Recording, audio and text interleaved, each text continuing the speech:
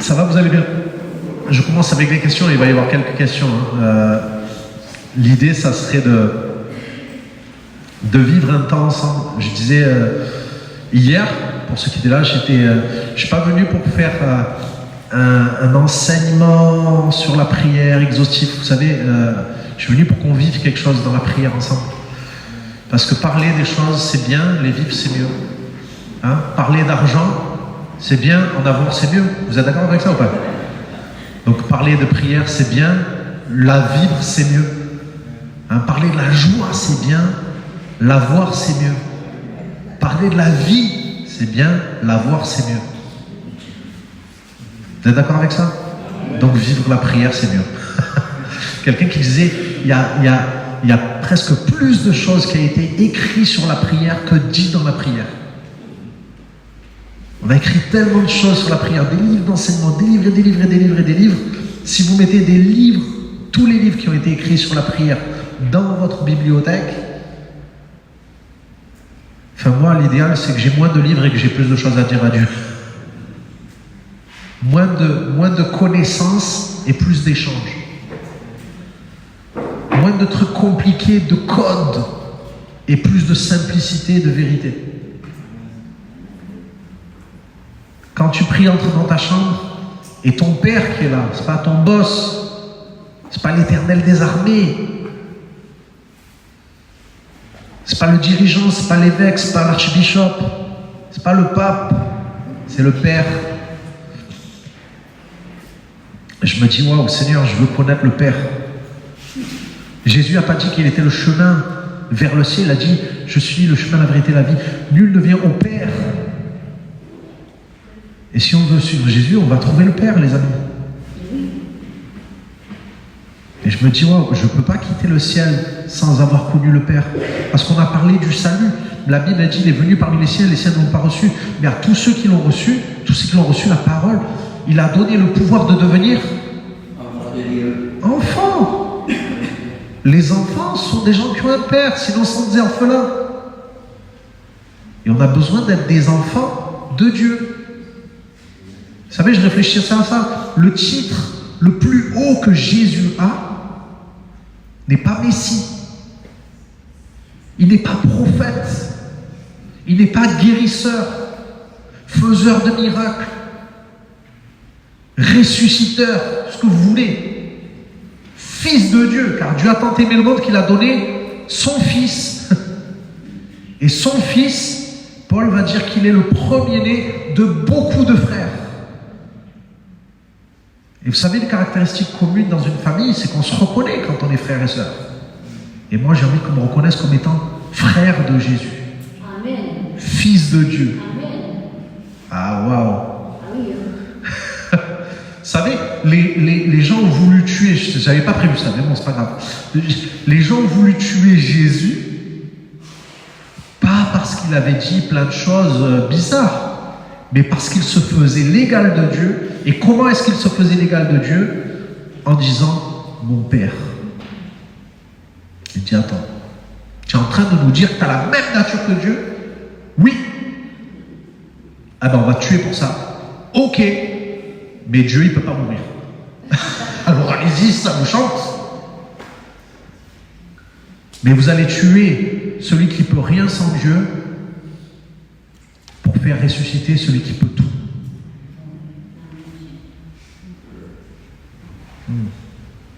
Ok, voilà. Donc Dieu cherche des fils et des filles pour fréquenter la chambre de prière et pour manifester sa gloire, son nom, son règne, sa volonté sur la terre comme elle est dans le ciel. Vous savez que Jésus, en fait, ça lui plaît tellement la prière que là-haut il intercède encore. On dit, ouais, Jésus, il avait une vie de prière qui était inspirante. Mais en fait, Jésus, il continue, quoi. Ça va pas arrêter. Parce que la Bible dit qu'il intercède pour nous. C'est fou quand même, hein. Et je me dis, si Jésus aime tant la prière, c'est ce qu'on a besoin. Bon, alors, j'ai une petite question malaisante. Qui a 70 ans et plus? Est-ce que vous pouvez lever la main? Pouvez-vous lever, madame? Vous pouvez vous lever. Tous ceux qui ont 70 ans et plus, yes, super. Soyez bénis. On est heureux. Moi, je suis heureux. Vous savez quoi? Je veux vous encourager, les frères et sœurs, parce que je me dis, ce qui m'a vraiment encouragé quand j'étais à Avignon, mon ancienne église que je n'avais pas vue depuis 10 ans, c'est de voir des frères et des sœurs comme vous qui sont là et qui tiennent. Et je me dis, merci Seigneur. Les amis, on peut juste prier. Tous ceux qui ne sont pas levés, on peut prier pour eux. On prie pour eux. Papa, on te remercie dans le nom de Jésus. Élevez vos voix pour eux. Bénissez-les. Appelez la bénédiction dans le nom de Jésus. Merci, Papa, Seigneur, pour nos frères et sœurs. Seigneur, s'ils sont là, Seigneur, c'est une image de ta fidélité. S'ils sont là, Seigneur, c'est pas juste pour tenir, Seigneur, jusqu'au bout. C'est pour avancer jusqu'au bout. Et Seigneur, on appelle, mon Dieu, encore des choses, mon Dieu, dans leur vie. Seigneur, des miracles, Seigneur, on appelle, Seigneur, un renouveau dans leur vie. Seigneur, on appelle le Saint-Esprit à les saisir. Seigneur, on appelle, Seigneur, un esprit de prière, Seigneur, à tomber sur eux. On les appelle à continuer de porter du fruit dans le nom de Jésus. Et merci pour qui ils sont, parce qu'ils sont tes enfants. Amen. Amen. Amen. Vous pouvez vous asseoir. Du coup, qui a moins de 70 ans? Vous pouvez vous lever? Hey, ils sont là aussi. Moi, je suis debout. C'est magnifique. Ça fait du quasi 50-50. Hein? Ok? Vous voulez qu'on prie pour les frères et sœurs?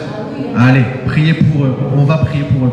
Papa, dans le nom de Jésus, je te remercie, Seigneur, parce que, Seigneur, tu les as appelés, Seigneur, tu les as appelés et tu les as établis, Seigneur, afin qu'ils aillent et qu'ils portent du fruit.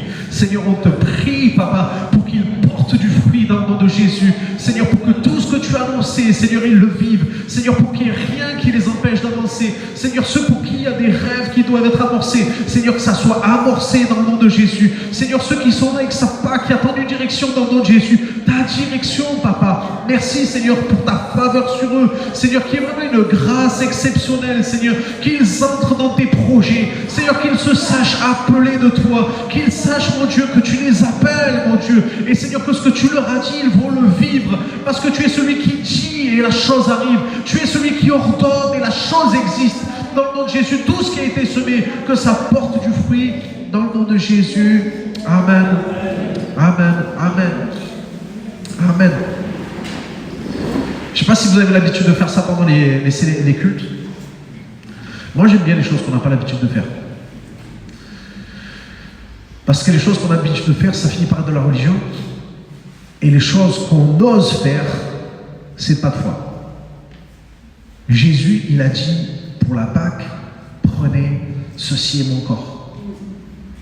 Buvez, ceci est mon sang. Et vous savez quoi? Tous les puristes de la Pâque, ils devaient être en train de dire, c'est pas ça la Pâque. C'est pas ça la Pâque. C'est pas cette signification. Ça veut pas dire ça. C'est pas ça qu'on fait. À la Pâque, on fait ça, on fait ça, on fait ça. Et ça veut dire ça, ça, ça, ça. Ça parle de la sortie d'Égypte, ça parle du sacrifice, etc., de l'agneau et tout. Mais c'était pas au courant qu'il y avait l'agneau de Dieu qui était là. Et Jésus vient et il bouleverse un petit peu. Il part de la base de ça, mais il conduit plus loin. Parce que les amis, si on reste à la base, on n'a que des fondations et on n'a pas d'édifice. Mais l'idée, c'est d'avoir un édifice sur les fondations. Des gens, ils sont tellement accrochés aux fondations qu'ils ne construisent rien dessus. Alors, ils ont une fondation profonde, et on ne voit rien dessus. Alors, je me dis, Seigneur, j'ai pas envie de creuser toute ma vie profond, parce que là, c'est la tombe, finalement.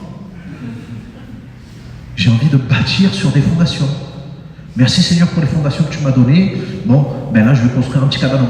Mais si un jour tu me donnes un terrain plus grand, là je vais creuser plus profond parce que c'est pas un petit cabanon, c'est plus grand. Et en fait l'idée, les amis, c'est qu'il y ait quelque chose de visible par rapport à ce qu'on a au fond du cœur. Parce que c'est Jacques qui dit montre-moi ta foi sans les œuvres, moi je te parlerai de la mienne. Et il y a un truc qui doit se passer de ce qu'on sait qui doit se voir. Et c'est dans la prière qu'on trouve ça. Pour manifester ce qu'on a compris. La foi accepte, reçoit, et la foi propage et manifeste. Et il y a ces deux trucs, c'est comme si j'avais un cœur qui fait qu'aspirer. Un cœur qui devient une pompe. Et en fait non, c'est il aspire et il rejette. Il aspire, il rejette. Il aspire, il propage. Il reçoit, il donne. Et en fait, ça, c'est le cœur, c'est le mouvement de la vie. C'est comme les poumons. Si je fais... Et là, c'est la dernière inspiration, ou le dernier souffle, ce que vous voulez. Mais en fait, on a besoin d'aspirer et de libérer. D'aspirer et de libérer. Je ne sais pas pourquoi je vous dis tout ça, mais bon, voilà. On a besoin de recevoir, de donner, d'entendre, de dire, de parler, d'écouter. Et ça, c'est la vie. C'est la vie. Et du coup, voilà, je voulais vous parler du pouvoir de la prière. Deuxième question après l'âge, c'est est-ce que vous avez un super-héros préféré? Qui a un super-héros préféré? Allez, il peut être biblique. Moi, j'hésite, hein. C'est qui ton super-héros préféré? Moi, c'est MacGyver. C'est pour ceux qui c'est pas grave, je suis parti dans le délire là. MacGyver, qui d'autre? Wonder Woman, magnifique. Ok. Moi, j'aime bien, en fait, il y en a. En général, j'aime bien les gens, les héros qui sont un peu différents de moi parce qu'ils me challengent. Et j'aime bien Iron Man.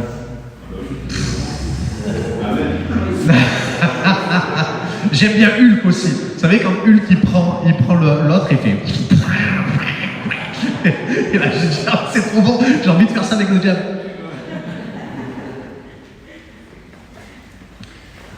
Qui a un héros préféré? Vous avez pas des héros? Oui, vas-y. Loki.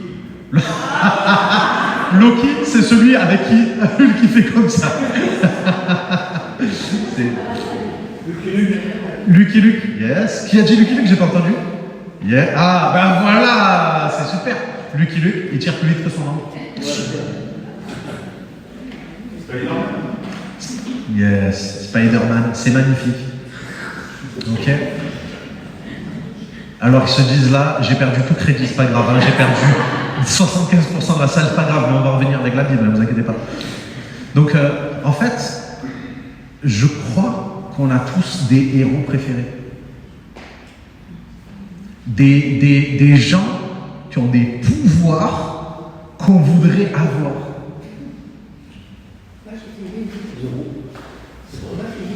Jésus, ben oui, c'est le premier des héros. Parce que tous les autres, ils sont morts.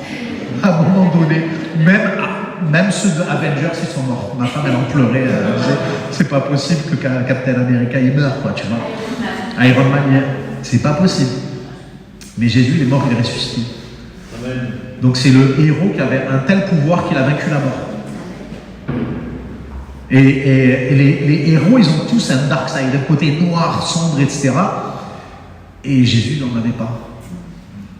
Parce que même ces côtés sombres, il les a vaincus.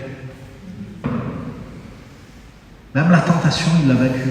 Le péché, il l'a vaincu. La mort, il l'a vaincu. La maladie, il l'a vaincu. Moi c'est mon héros préféré, Jésus. Hein. Allez, est-ce que vous avez un héros biblique? Bon, là, on a entendu Jésus. On est d'accord. Hein.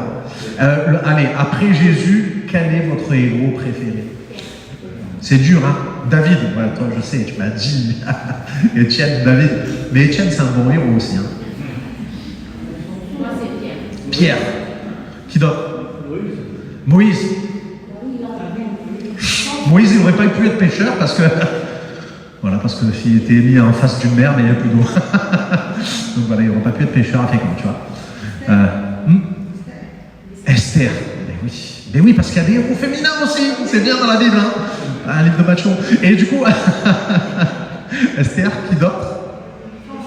Samson. Voilà, Samson. Donc après, qui d'autre? Caleb. Ça, c'est... Bon, il avait un sale nom, mais c'est un héros quand même. Hein, ça veut dire chien, son nom. C'est un chien nommé héros. C'était peut-être Lassie. Joseph, magnifique.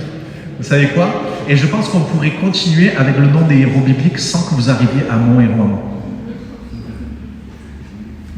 Noé. Noé. Mais rigole pas, on va en parler peut-être. Et mon héros préféré à moi, c'est Abraham. Qu'est-ce qu'il a fait? Il a cassé les dents à des Philistins avec une mâchoire d'âne?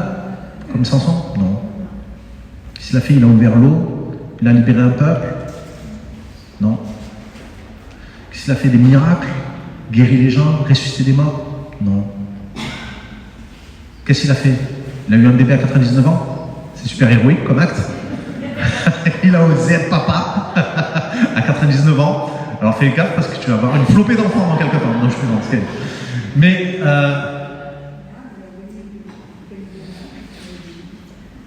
en fait, je vous dis ça parce que Dieu a mis sur mon cœur d'écrire un livre que j'ai commencé d'écrire, qui va s'appeler Pas super, mais héros. Parce que l'idée que Dieu a mis sur mon cœur, c'est en regardant ma vie, je ne me considère pas super, mais Dieu m'appelle à être un héros de la foi. Et Abraham figure parmi la liste de ceux qu'on appelle les héros de la foi dans Hébreux 11. Et en fait, le message que j'ai et que je veux déclencher dans les églises, dans les cœurs, c'est tu peux te considérer comme quelqu'un de pas super, mais Dieu t'appelle à être un héros. Et que tu aies plus de 70 ans, ça te qualifie encore plus. Parce qu'Abraham avait 75 ans quand ça a commencé. Et si tu as moins de 70 ans, c'est encore plus super, parce que tu as encore plus d'années pour vivre ça. Pas super, mais héros. Et il est devenu un héros. Et en fait, il est devenu un héros. Il y avait une caractéristique quand même dans sa vie. C'est qu'il a bâti des hôtels dans sa vie. Et je pense que ça, son héroïsme lui venait de ces hôtels qu'il a bâtis. Ça est venu quand même de quelque chose, parce que je crois un truc, parce que j'ai reçu plein de pensées sur Abraham, et pour écrire le livre, j'ai dit à Dieu, mais Seigneur, qu'est-ce que c'est, comment je vais faire de ça un truc, un livre, pour que ça se lise comme quelque chose d'unique, et pas une série de messages, une série d'idées, etc. Je dis, Seigneur, comment ça se fait? Et puis je relisais le passage de Abraham, et l'Éternel dit à Abraham, va-t'en de ton pays, quitte ta patrie, la maison de ton père dans le pays que je te montre, et va vers le pays que je te montrerai. Et je relisais ça, je dis, waouh, c'est puissant la parole de Dieu. Franchement, le pouvoir de la parole de Dieu, c'est hallucinant. Et en même temps, je réfléchis, la parole de Dieu peut être puissante, mais en fait, ce qui va déclencher le pouvoir de la parole de Dieu, c'est le pouvoir de notre obéissance. Dieu dit à Abraham, va, quitte ton pays, quitte ta patrie, quitte ta famille et va vers le pays que je te montrerai. Non. Fin de l'histoire. Fin de l'histoire. Il n'y a pas de pouvoir de la parole sans pouvoir de l'obéissance. Tout ce que vous pouvez entendre aujourd'hui, à chaque fois que vous venez ici, ça peut être puissant, les amis. Mais si vous n'ouvrez pas la vanne, il n'y a rien. C'est comme le jet des pompiers. Vous avez vu les jets des pompiers? Comment c'est fort, comment c'est puissant? Ben, si je parle au robinet, il peut y avoir toute la puissance derrière, toute la puissance à l'intérieur, toute la puissance que je reçois, toute la puissance que Dieu m'a dit, toute la puissance que j'ai compris, etc. Tant que je ne la libère pas, tant que je n'obéis pas, zéro puissance. Abraham est devenu un héros parce qu'il est rentré dans l'obéissance. Et le pouvoir de l'obéissance, les amis, si on le déclenche, on va voir le pouvoir de la parole.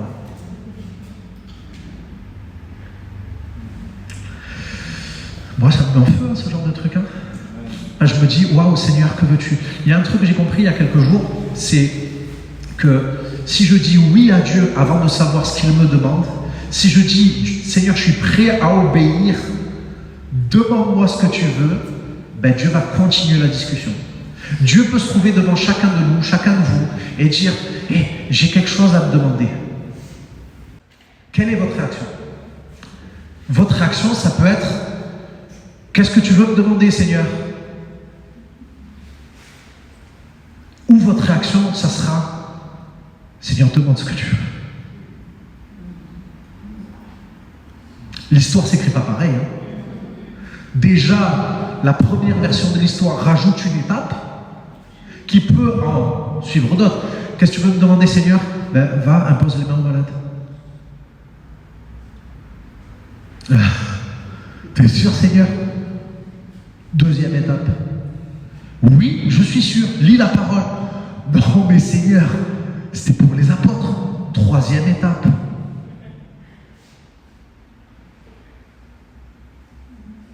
Je te dis que si tu crois, tu verras la gloire de Dieu. Ouais, mais Seigneur, j'ai une petite foi. 4e étape. Mais c'est écrit, voici les miracles qui accompagneront ceux qui auront cru au mon nom, ils imposeront les mains aux malades et les malades seront guéris, pas les pasteurs, ceux qui auront cru. Non mais Seigneur, c'est les pasteurs qui imposent les mains. 6e étape.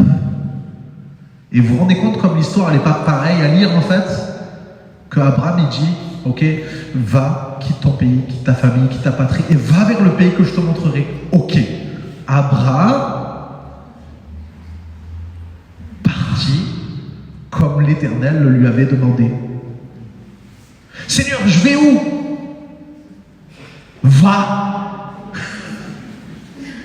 Je te dirai après. Tu sais pourquoi? Parce que si tu cherches une direction de Dieu, tu vas avoir une direction de Dieu, mais Dieu ne voulait pas donner une direction à Abraham, il voulait avoir une relation avec Abraham.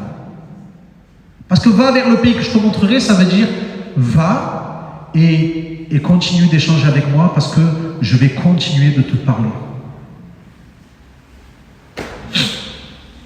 Seigneur, dis-moi où je dois faire mes études. Seigneur, dis-moi quel travail je vais avoir. Seigneur, dis-moi quelle femme je vais avoir. Seigneur, dis-moi quelle maison. Ok, et si je te le dis, je serai où? Est-ce que dans ta maison, il y aura une chambre dans laquelle tu vas rencontrer le Père? Est-ce que dans ton travail, il y aura un endroit où, quand tu te gares sur le parking pour aller au job, tu vas me prier? Est-ce que dans ta retraite, il y aura des temps où tu seras pas trop occupé pour prier pour ton église, pour ton pays, pour ta famille, pour les besoins? Est-ce que dans ton âge avancé, tu vas prier pour que dans les temps de la fin, l'esprit que Dieu a dit qu'il allait répandre, il vienne? Il a dit, les vieillards ont des songes. Est-ce que tu pries pour avoir des songes?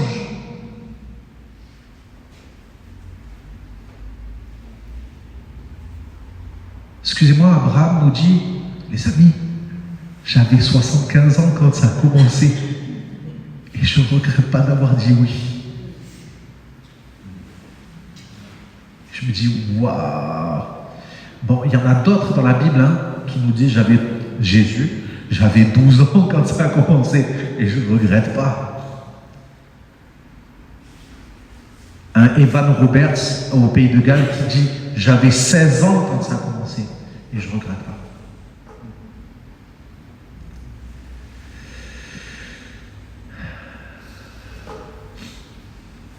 Donc voilà. Le pouvoir, en fait, c'est ce qui nous permet de faire les choses. Jésus n'a pas dit à ses disciples, bon, allez, et faites des nations des disciples. Allez, débrouillez-vous, essayez de convaincre les gens. Rappelez-vous de ce que je vous ai dit, ok? Et essayez de faire ce que j'ai fait. Bon, si vous n'arrivez pas, tant pis, ok? Bon, j'ai essayé. Au revoir, bye, je reviens. Il n'a pas dit ça. Il a dit, vous recevrez une puissance, le Saint-Esprit survenant sur vous, et vous serez mes témoins, et vous serez mes témoins. La séquence c'est et vous serez mes témoins si vous recevez la puissance. Donc la présence est nécessaire pour recevoir la puissance. La prière est nécessaire pour recevoir la puissance. Je vais être cash, excusez-moi les amis. Vous savez pourquoi nos églises ne manifestent pas autant de puissance? Parce qu'il n'y a pas autant de présence dans la prière. Et je ne suis pas en train de parler de réunion de prière, je ne suis pas en train de parler de dire tiens le mardi à telle heure on fait la prière. Non, je suis en train de vous dire les amis, il y a une présence de Dieu qu'on doit chercher jusqu'à ce qu'on la trouve, parce que quand on l'a trouvée, on n'aura plus envie de la quitter. Quand on l'a trouvée, on pourra la manifester. Quand on la manifestera, il y a des gens qui viendront la chercher. Et quand ils l'auront trouvée, ils ne pourront plus la quitter. Et quand ils l'auront trouvée, ils vont la propager. Voilà. Et vous savez quoi? Je crois que c'est ce qui attend notre pays. Si l'Église se lève à genoux, elle va voir le pays transformé. Parce que je pense qu'on pense à Fécamp, on pense à Créteil, on pense à ci, à là, mais je pense que Dieu il pense plus large que nous. Puisqu'il n'a pas dit, vous serez mes témoins à Jérusalem, vous serez mes témoins à Créteil, vous serez mes témoins à Fécamp, vous serez mes témoins à Côte-Bec-en-Caux. vous serez mes témoins. Il a dit non. Il a dit, vous serez mes témoins à Jérusalem, vous serez mes témoins en Judée, vous serez mes témoins à Fécamp, vous serez mes témoins en Normandie, vous serez mes témoins en Samarie, vous serez mes témoins en Bretagne. La Bretagne et la Normandie, c'est un peu comme la Samarie et Jérusalem. Vous voyez, c'est des fois, on se dit. On n'est pas pareil, hein. La Normandie, c'est la Normandie, la Bretagne, c'est la Bretagne. Hein. C'est ça, c'est pas un truc avec le Saint-Michel qui est. Ok. Saint-Michel, c'est pas des galettes, hein. C'est un truc que vous savez. Et du coup, les amis, Abraham a développé une relation avec Dieu qui l'a permis d'être un héros de la foi.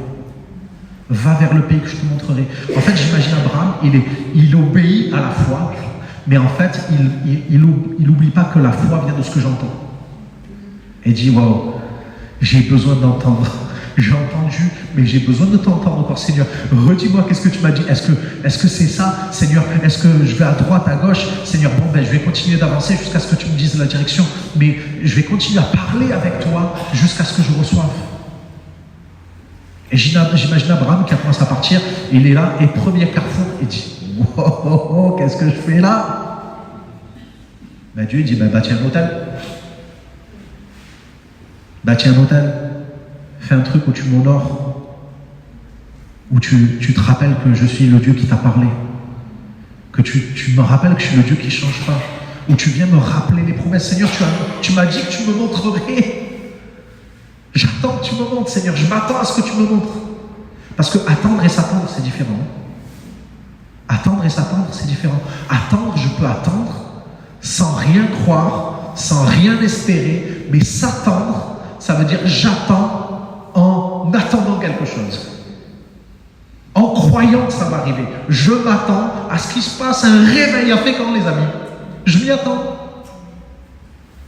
J'ai dit, Seigneur, ce que je sème là, ça va porter du fruit. Je veux que ça porte du fruit, je te le demande, parce que c'est ce que tu as dit. Alors je prie sur ce que tu as dit. Tu m'as dit que tu me dirigerais, Seigneur, j'attends la direction. Et puis il n'a pas dit ça. Il a dit, je ferai de toi une grande nation, je te bénirai, je rendrai ton nom grand, et tu seras une source de bénédiction. Je bénirai ceux qui te béniront, et je maudirai ceux qui te maudiront, et toutes les familles de la terre seront bénies en toi. Waouh, Seigneur, c'est un truc de fou. Moi-même, je n'ai pas de famille.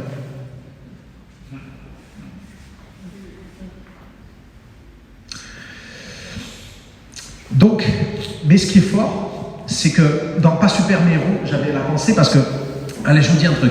Moi, j'ai un frère, un grand frère, c'est le beau gosse. Il est beau, quoi. Voilà. Puis non seulement il est beau, mais il sait bien parler, puis il a du style, et puis il fait de la musique, et puis il est créatif, etc. Et moi, j'avais l'impression que lui, c'était le pompier de service, et moi, d'être l'amour est dans le pré, tu vois. Et j'ai eu cette pensée un jour, je me suis dit, waouh, j'ai eu la vision de ma vie, c'était, je voyais mon frère et moi, ou une autre personne et moi, à Noël, et on ouvre, on a des beaux paquets cadeaux, et on se précipite sur les paquets cadeaux, et j'ouvre le paquet cadeau, j'ouvre le mien, après le sien, lui il ouvre le sien, comme ça, et il sort un camion de pompiers, les amis, mais un truc, genre, et je me précipite pour ouvrir le mien, je dis, oh, qu'est-ce que je vais avoir? Un tracteur.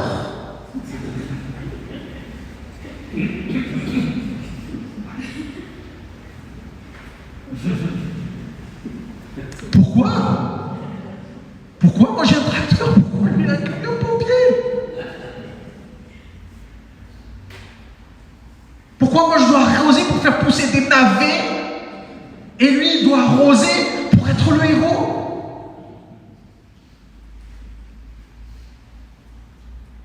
Et vous savez quoi, quand je regarde la vie d'Abraham, c'était je vais essayer de retrouver le nom de son père. Je l'ai quelque part. Hein. Térak prit Abraham son fils et Lot, fils d'Aran, son fils, et Sarai, sa belle-fille, femme d'Abraham, son fils, et ils sortirent ensemble du Chaldée pour aller au pays de Canaan. Ils vinrent jusqu'à Canaan et jusqu'à Charan et ils y habitèrent. Et en fait, je me dis, waouh, en fait, Térak, il a une famille. Nachor, il a une famille. Lot, il a un avenir. Abraham, il a une femme stérile.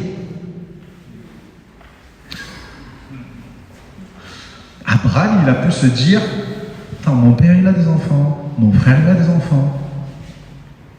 Pourquoi j'ai un tracteur, Seigneur? Pourquoi ils ont des camions de pompiers? Et pourquoi moi j'ai un tracteur? Et Dieu dit, t'as un tracteur parce que je veux faire de toi un héros de la foi.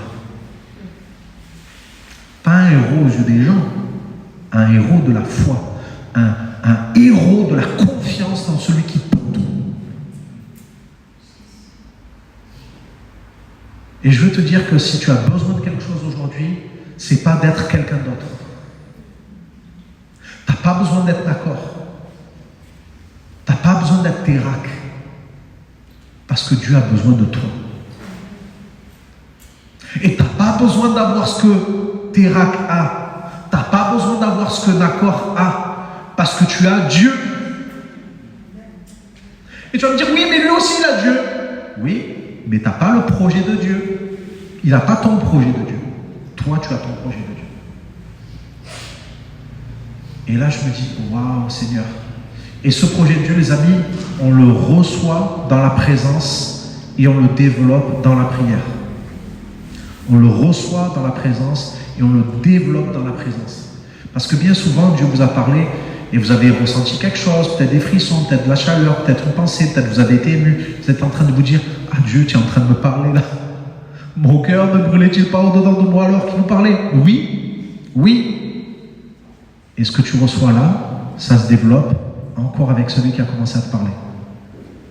Parce que les amis, je ne me fais pas de l'heure, hein. Je crois que Dieu vous parle. C'est pas moi, c'est Dieu. Et moi, je vais mourir un jour, mais Dieu, lui, continuera à te parler. Et il cherche des Abraham qui vont arrêter de vouloir être des Térac, qui vont arrêter de vouloir être des Nacor, qui vont dire, Seigneur, tu m'as dit de partir, j'y vais. Seigneur, tu m'as dit ça, je le fais. Parce que sans pouvoir de l'obéissance, il n'y aura pas de pouvoir de la parole. Et ce pouvoir, vous recevrez une puissance survenant sur vous et vous serez mes témoins. Ce pouvoir d'être un témoin de la grandeur de Dieu, on le reçoit dans la présence et dans la prière. Dans la relation. Et les amis, c'est un truc basique que je suis en train de vous dire au possible. Mais je crois dans ça. Je crois que des fois, on veut faire des choses compliquées. Mais en fait, c'est dans les choses simples qu'on va grandir. Je discutais avec Béa et elle me dit, ouais, j'ai une pensée, je ne sais pas si je vais la dire. Et je lui dis, t'inquiète, je la dirai pour toi. Elle me dit, j'ai l'impression que Jésus, il est en train de dire, soyez pas si compliqué, je veux juste passer un temps avec ma femme, avec mon épouse. Je ne sais pas comment vous êtes quand vous rentrez à la maison, mais à la maison, on n'est plus avec la cravate, on n'est plus avec le costard, on est là, on enlève les chaussettes, on se met en caleçon, on est sur la banquette, on zappe, on discute, serre-moi une bière, tout le reste. Et en fait, Jésus, il veut ça. Il dit, ok, c'est ok que tu zappes, mais tu ne veux pas changer de chaîne? Je vais te montrer une chaîne. Ok, c'est bien le costard cravate, est bon le costard cravate, mais tu sais, je t'ai déjà vu au matin hein, quand tu as les cheveux comme ça, j'attends senti ton haleine, je t'ai déjà entendu ronfler. Donc tu n'as pas besoin d'être quelqu'un d'autre le dimanche. Hein. Ce que je veux, c'est toi. Je veux pas Térac, je veux pas Nacor, je veux Abraham. Et même, c'est pas Abraham, hein. C'est Abraham. Je veux pas la meilleure version de toi, c'est moi qui vais la faire. Je veux toi, la version de qui tu es, toi, maintenant. Donc quand je viens dans l'église, moi un jour, j'ai cette expression qui est venue, Dieu me disait, Nico, je veux pas d'une prière en costard cravate. Je veux la prière en pyjama du matin. Où tu arrives, tu dis, Seigneur, je suis fatigué ce matin-là, j'en peux plus. Ben Dieu, il veut entendre ça. Il n'a pas besoin d'entendre, oui, Seigneur. Abraham. C'est pas comme ça que tu parlais à 6h du matin. Dieu veut ça, les amis. Donc, on n'a pas besoin d'être quelqu'un d'autre pour prier, on a besoin d'être nous. On n'a pas besoin d'être quelqu'un d'autre pour adorer, on a besoin d'être nous. On n'a pas besoin d'être quelqu'un d'autre pour vivre l'Église, on a besoin d'être nous. Avec nos craintes, avec nos défis, avec nos peurs, avec notre feu qu'on ne veut pas éteindre, avec nos peurs. Donc tu n'as pas besoin d'être quelqu'un d'autre et tu n'as pas besoin d'avoir ce que les autres ont. Tu as besoin d'une parole de Dieu pour toi. Alors vous allez me dire, oui, Dieu il a parlé à Abraham, Abraham n'a rien demandé. Oui, mais pour que ça continue, Abraham a demandé puisqu'il a bâti des autels. Donc si Dieu t'a parlé et que tu veux que Dieu continue de te parler, il faut bâtir des autels. Tu as besoin d'une parole de Dieu et Dieu veut parler à ceux qui réalisent qu'ils ont besoin d'une parole de Dieu. Et je vais vous dire un secret. Dieu ne parle pas aux gens qui écoutent. Qu'est-ce qu'il me raconte lui? Dieu ne parle pas aux gens qui écoutent. Dieu parle. Et quand tu écoutes, tu t'en rends compte. Ça vous va? Est-ce que ça vous est arrivé d'appeler quelqu'un dans la maison? Chérie! Chérie! Chérie, t'es où? Et là, d'un coup, chérie, elle entend la troisième fois qu'on a monté plus haut. Elle dit, je suis là. Mais je t'ai appelé. Mais je t'avais pas entendu. Oh. Eh bien, Dieu, il fait des fois, chérie, chérie, chérie. Mon chéri. Oui, parce qu'il nous aime, il peut nous appeler chérie. Et du coup, en fait, c'est pas que Dieu ne parlait pas, c'est qu'on n'était pas disposé à entendre. C'était qu'on était en train de faire autre chose que chercher à entendre. Et la prière, c'est un lieu où on dit à Dieu, Seigneur, parle, je veux t'écouter. J'ai pas envie de dire parle, ton serviteur écoute, parce que serviteur c'est lent. Et là, c'est le niveau où Dieu veut qu'on soit. Serviteur, c'est celui qui reçoit les ordres. Ami, c'est celui qui reçoit les secrets. Vous vous rappelez de cette parole de Jésus? Il dit, je ne vous appelle plus serviteur, je vous appelle ami, parce que je vous ai fait connaître. Et les amis, j'ai pas envie d'être un serviteur de Dieu. J'ai envie d'être un ami de Dieu. Et l'amitié, ça se construit. Avec des autels. Avec la prière. Les amis, Dieu ne veut pas des serviteurs dans cette église-là. Il veut des amis qui vont entendre les secrets et qui vont révéler les secrets. Il cherche des Abraham. Il cherche des gens qui se disent, Seigneur, ma vie, quand je regarde, eh ben, j'ai pas d'enfant comme les autres à côté, j'ai pas d'enfant, j'ai pas d'héritage, je vais rien laisser, qu'est-ce que j'ai fait? Je dis, c'est très bien, c'est le super moment maintenant pour bâtir des hôtels. C'est le super moment. Et du coup, en fait, tu as besoin d'un acte d'obéissance, hein, comme on a dit, parce que Dieu peut te révéler tous les secrets du monde. À un moment donné, c'est David Terry qui disait ça. Il disait, je venais dans la présence de Dieu, je disais à Dieu, parle-moi, dis-moi un truc, dis-moi un truc. Et Dieu à chaque fois il disait, je t'aime. J'ai un secret, je t'aime. Et lui à chaque fois il venait pour entendre Dieu, à chaque fois Dieu lui disait, je t'aime. Et au bout d'un moment il dit, mais Seigneur, tu n'arrêtes pas de me répéter ça, pourquoi tu ne me dis pas quelque chose d'autre? Il dit, mais je vais le répéter jusqu'à ce que tu crois. Parce que des fois on dit, oui Seigneur, je crois que tu m'as pardonné de mes péchés. Et puis on vit dans la culpabilité. Ben non. Si je crois que je suis pardonné, je suis libre de la culpabilité. Ben alors Seigneur, montre-moi, révèle-moi les secrets pour que je vive dans la joie.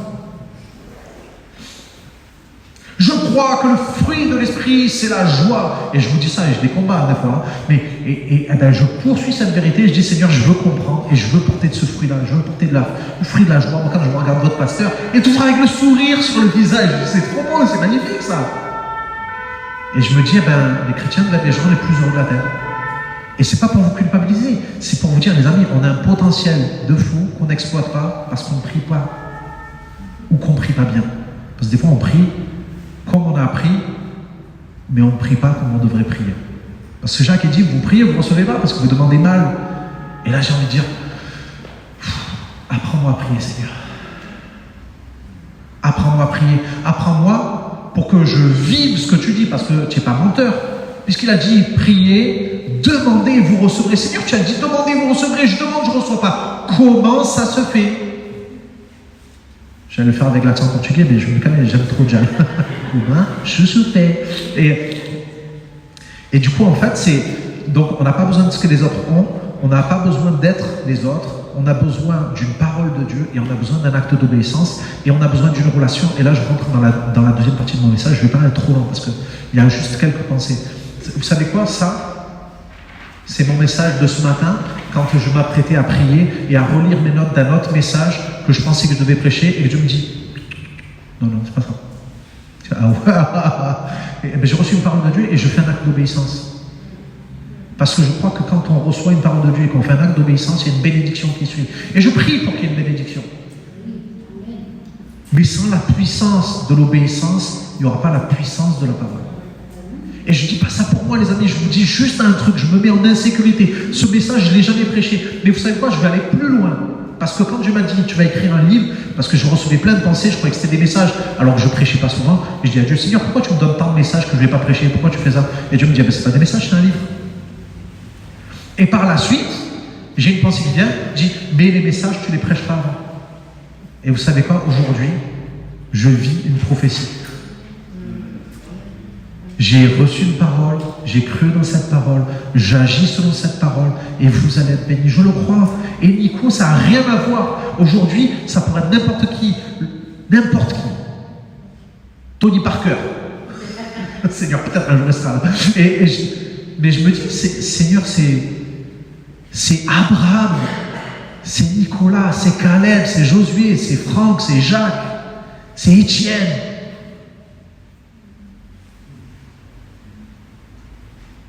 Timothée, c'est Sarah, c'est Franck, c'est Janine, c'est Pierre, c'est Béa, c'est Luigi, c'est Asia, c'est nous. Si tu reçois, que tu crois, que tu obéis et que tu te mets en relation, c'est le cheminement pour voir, recevoir la puissance, manifester la puissance.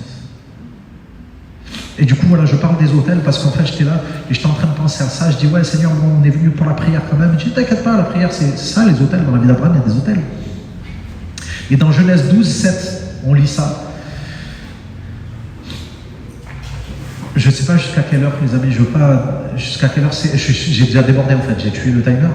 Non, c'est bon? Ok. Il dit ça. Abraham parcourut le pays. Déjà, écoutez ça, c'est juste magnifique. Abraham prit Sarai, sa femme, et Lot, le fils de son frère, avec tous les biens qu'il possédait, les serviteurs qu'ils avaient acquis à Charan. Ils partirent pour aller dans le pays de Canaan, et ils arrivèrent au pays de Canaan. Wow, c'est magnifique. Seigneur, je ne veux pas m'arrêter jusqu'à ce que je sois arrivé là où tu m'as dit que j'allais aller. Seigneur, tu m'as dit que j'allais voir ça. Je vais marcher jusqu'à ce que je rentre dans ça. Je vais avancer jusqu'à ce que je rentre dans le pays. Et après, Abraham parcourt le pays jusqu'au lieu nommé Sichem, jusqu'au chêne de Morée. Les Cananéens étaient alors dans le pays. Et bien ça, c'est le problème, c'est qu'en fait, Dieu nous fait des promesses, mais il y a des Cananéens au milieu. Donc voilà. Hein, ça arrive, mais des Cananéens, il y en aura tout le temps. Mais ça ne veut pas dire que le pays n'est pas à nous. Des problèmes, il y en aura tout le temps. Ça ne veut pas dire que les promesses de Dieu ne sont pas oui et amen en Jésus-Christ. Des obstacles, il y en aura tout le temps. Ça ne voudra pas dire que Jésus ne tracera pas un chemin. La mer, le Jourdain, il y en aura tout le temps, mais ça ne veut pas dire que Dieu ne va pas ouvrir ça. La maladie, il y en aura tout le temps, mais ça ne veut pas dire que Jésus ne va pas guérir. Le deuil, il y en aura tout le temps, ça ne veut pas dire qu'il n'y aura pas de consolation. L'attente, il y en aura tout le temps, ça ne va pas dire qu'il n'y a pas d'exaucement. Donc je marche. Je marche. Il y a des Cananéens, c'est ok. L'Éternel apparut à Abraham et dit, je donnerai ce pays à ta postérité. Je lui fais deux promesses en une. Il dit, je te donnerai le pays et je te donnerai une postérité à quelqu'un qui a ni le pays ni la postérité. Et là je dis, waouh Seigneur, c'est ce que tu dis qui compte. Et Abraham bâtit là un autel à l'Éternel qui lui était apparu, et il se transporta de là vers la montagne, à l'orient de Béthel. Il dressa ses tentes, ayant Béthel à l'occident et Haï à l'orient. Il bâtit là encore un autel, et il invoqua le nom de l'Éternel. Abraham continua ses marches, et s'avança vers le midi. Et en fait, les amis, c'est un truc de dingue, parce que je me dis, Abraham, il reçoit une parole, il bâtit un autel. Il avance dans le doute, il bâtit un autel. Et vous savez comment il termine en Égypte? Parce qu'il a continué ses marches sans autel. Il a failli perdre Sarah, celle avec laquelle il devait avoir un enfant. Il a quitté le pays que Dieu lui avait dit qu'il lui promettait parce qu'il n'y avait plus d'autel. Et vous savez ce que ça veut dire haïr Béthel? Parce que quand même, ça va terminer bien. Parce que au verset 13, Abraham remonta d'Égypte vers le midi, lui et sa femme et tout ce qui lui appartenait, et Lot avec lui, c'est-à-dire il n'a rien perdu. Et encore plus, Abraham était très riche en troupeaux, en argent, en or. Vous allez me dire, ouais, ça valait le coup d'aller en Égypte. Peut-être, mais tu risques gros. Parce que peut-être que l'or et l'argent, tu l'aurais eu à Canaan. Je prêche pas un évangile de prospérité.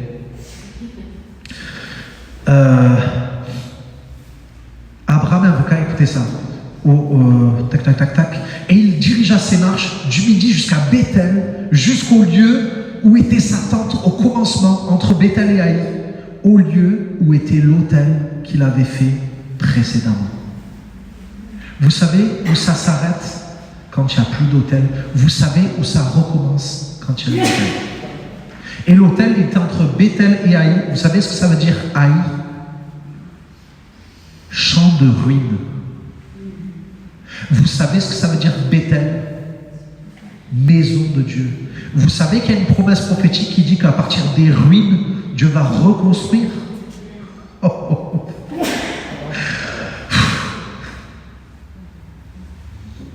Peut-être tu as le sentiment que ta vie c'est une ruine.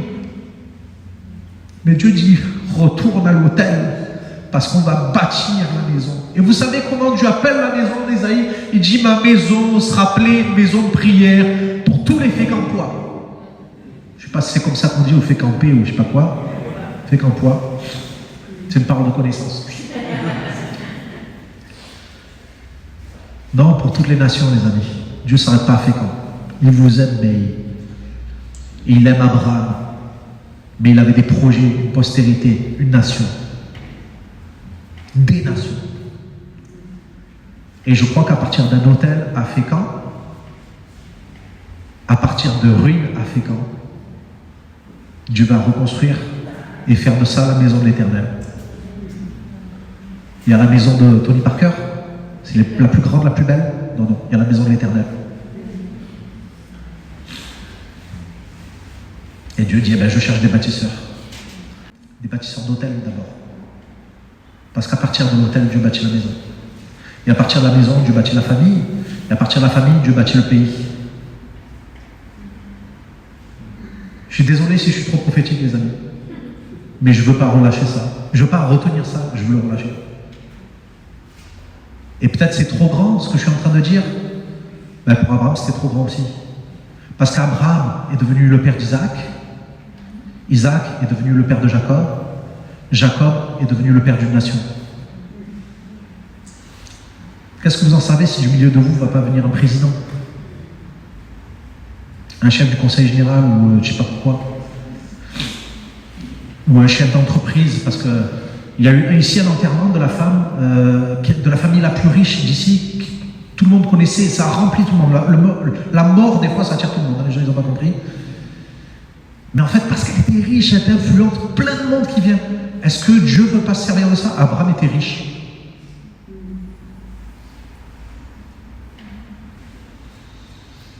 Les amis, je ne sais pas. En tout cas, ce que je sais, c'est qu'à partir de l'autel, tout est possible.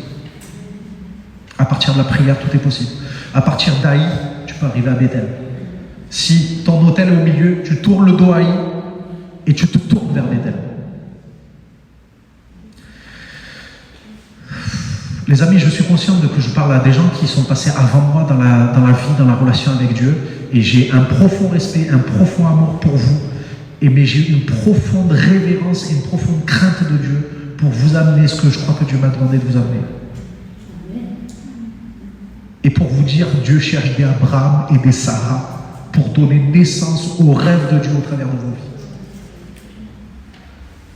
Je vais aller dans Hébreux, parce qu'au verset 18 de ce chapitre 13, il est marqué ça. L'Éternel dit à Abraham, après que Lot fut séparé de lui, lève les yeux, et du lieu là où tu es, regarde du nord, vers le midi, vers l'orient, l'occident, car tout le pays que tu vois, je le donnerai à toi et ta postérité. J'ai envie de me dire, Seigneur, je regarde autour, Fécamp, et que tu me dises, Donc tu leur dis, Seigneur, quand il est à vous, les amis.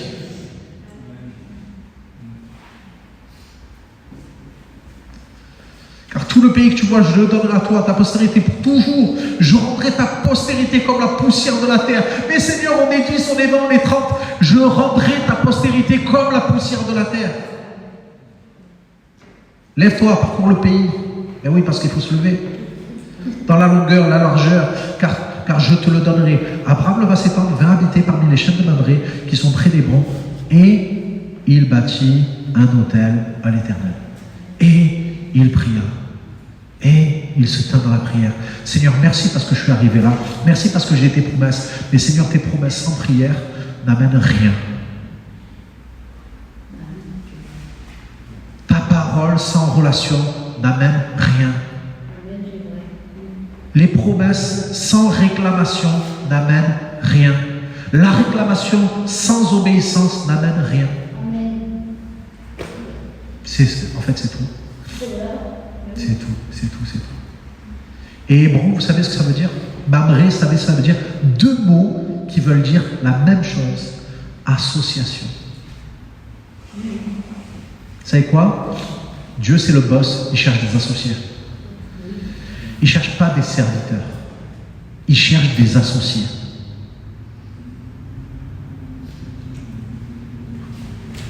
Dieu et Franck. Alias Abraham et Sarah.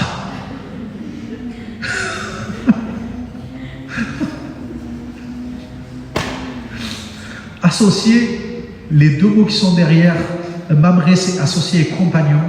Ça veut dire un associé qui partage le pain, un associé avec qui tu manges, un associé avec qui tu as des repas, la simplicité, la relation. Parce que Hébron, ça veut dire association et amitié. C'est pas un truc de dingue. Dieu dit, vas-y, mets ton lieu de prière en réalisant que je cherche un associé, je cherche de l'amitié avec toi, je cherche de la relation. Je cherche pas des missions, je cherche de la relation. Je cherche qu'on partage le pain, je cherche à te donner du pain à manger pour que tu donnes du pain à manger.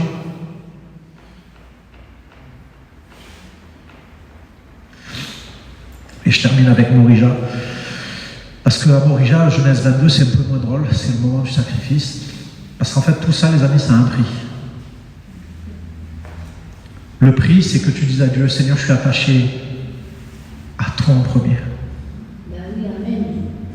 Seigneur, tes promesses, c'est merveilleux, tes projets, c'est merveilleux, ta puissance, c'est merveilleux, mais sans ta présence, Seigneur, je ne veux pas. Comme Moïse dit, Seigneur, Moïse, Dieu dit, allez, bon, ce peuple, il est trop désobéissant, je vais le cramer tous, et t'inquiète, je vais te donner une famille, je vais te donner un nom, tu seras puissant, je vais faire de toi une nation. Et Moïse dit, ah non, Seigneur, non, c'est pas toi, ça. Parce que les autres nations, ils vont dire, ouais, il les a fait sortir d'Égypte pour les faire mourir.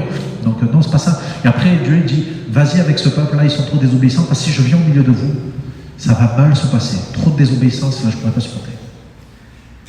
Et Moïse, il va dire à Dieu, Seigneur, si tu ne pars pas avec nous, ne nous envoie pas. Je m'en fous du pays. Je m'en fous de la gloire, je m'en fous du nom. Je m'en fous des bénédictions, Seigneur. Si tu n'es pas là, ça ne sert à rien. Et Abraham, à Morija, Dieu lui dit, donne-moi ton fils, ton unique. Donne-moi ta bénédiction. Donne-moi ton rêve, donne-moi ton avenir. Donne-moi ton héritage. Et on dit,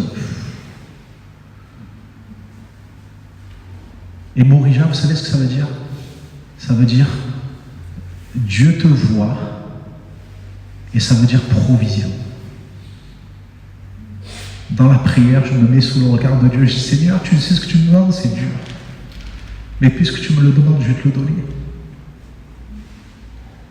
Tu me vois, Seigneur, tu vois toutes choses. Et Dieu dit, puisque tu vas me donner, je pourvoirai. Des fois, on dit, Dieu donne et je redonnerai. Dieu dit, non, donne et je pourvoirai. Et ça veut dire vision. Et ça veut dire entrevoir. Je dis, Seigneur, je veux être dans ce lieu où je vais avoir tes visions, où je vais entrevoir ce que tu vois dans l'avenir. Seigneur, où je vais compter sur ta provision et je viens me donner à toi. Les amis, c'est ça le prix. Et je termine là.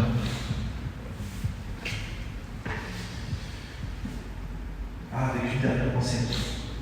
Je disais, est-ce qu'il y a d'autres gens dans la Bible qui ont eu des autels comme Abraham? Parce que c'était la caractéristique d'Abraham. Vous savez qui d'autre a eu des autels? Le premier nommé, c'est Noé.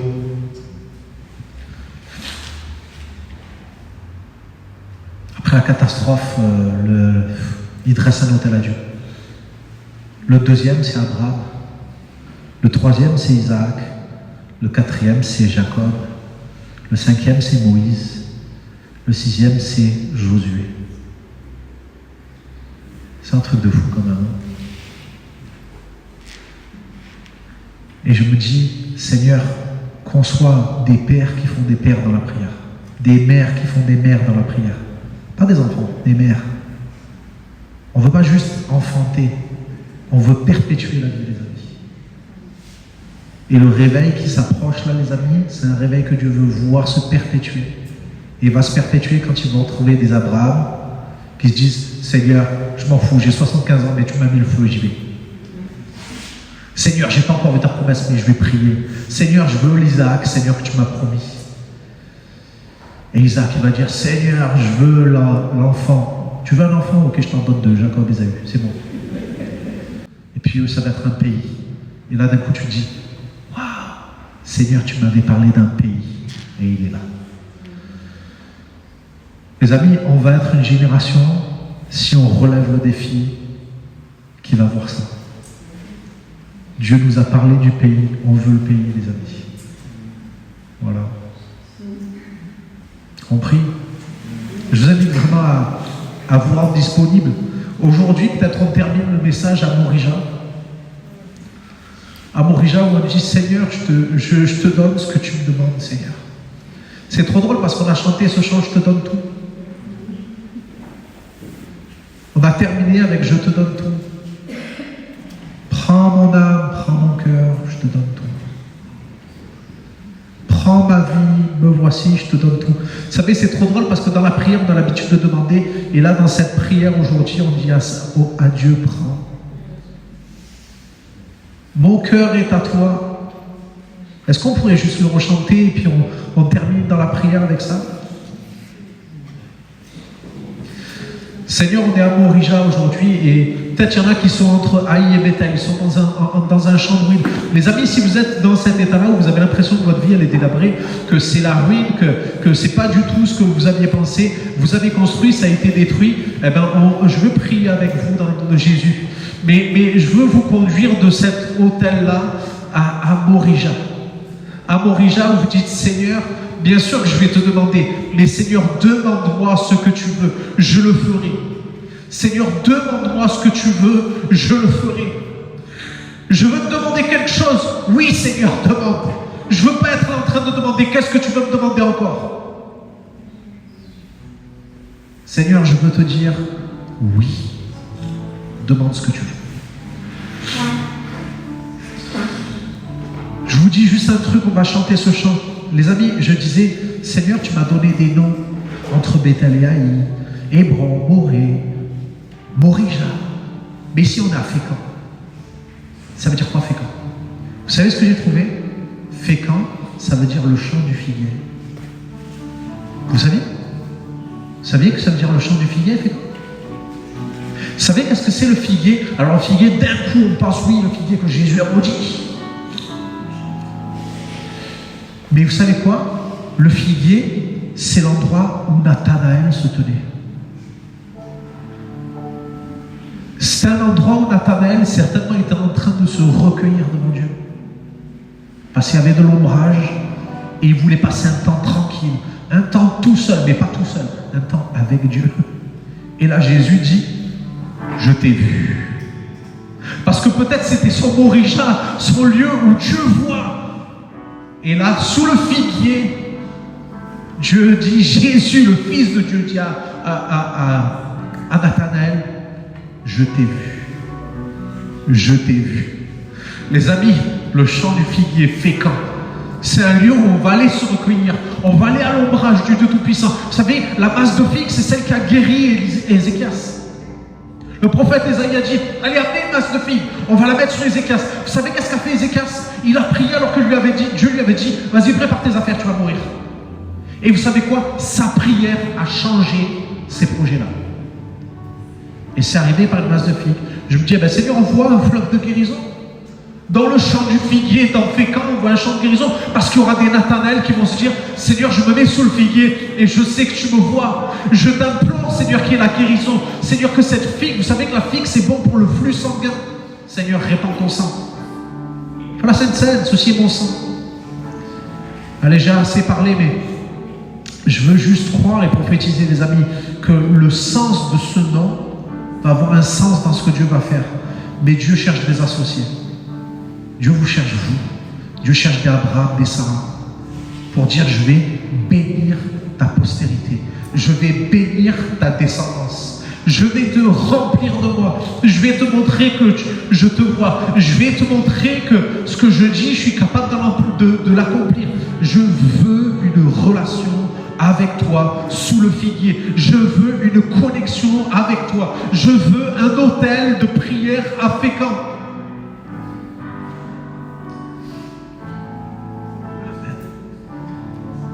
Les amis, voilà, Dieu nous attend. On va chanter ce chant et on va terminer avec ça. Papa, en attendant, je te remercie, Seigneur, pour tous ceux qui sont là et qui s'approchent de toi dans la foi, qui se disent, Seigneur, moi, mon autel, il est plus près de Haï. C'est un peu la ruine dans ma vie. Papa, tu as dit, je rebâtirai sur d'anciennes ruines. Seigneur, que ce moment-là de prière soit un moment de restauration de l'âme, de restauration de l'esprit, de restauration du corps, Seigneur. Que les endroits où il y a la maladie qui est là, Seigneur, qui amène la ruine du corps, soient brisés dans le nom de Jésus.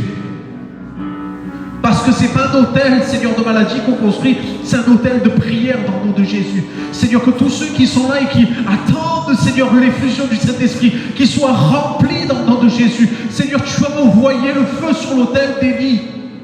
Seigneur, je demande le feu sur l'autel de prière ici. Seigneur, il y a une restauration, Seigneur, de la joie, des émotions, des relations, Seigneur. Une restauration de la sagesse, de l'intelligence, dans le nom puissant de Jésus.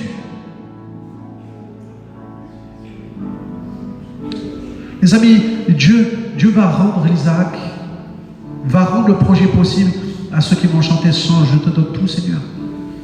Je te donne tout parce que je sais que tu pourras. Les amis, répondez à Dieu et vous verrez s'il n'est pas Dieu.